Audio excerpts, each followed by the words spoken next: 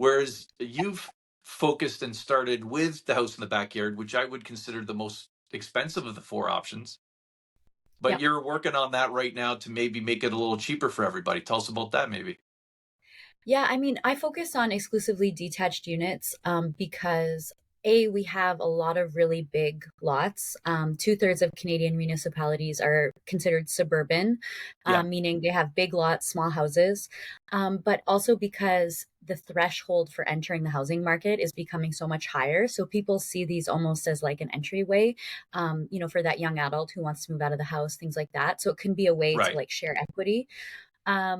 Yeah, but the work that I'm doing is really geared towards modular units and craning them in place, basically doing the site work and then getting them basically on site in a fairly quick amount of time to kind of save all that headache of tearing up your backyard, the homeowner living through it. It's also a lot of time and money too. Guys, So, yeah, these are the problems, right? The logistics, the time, the people building yeah. like prefab.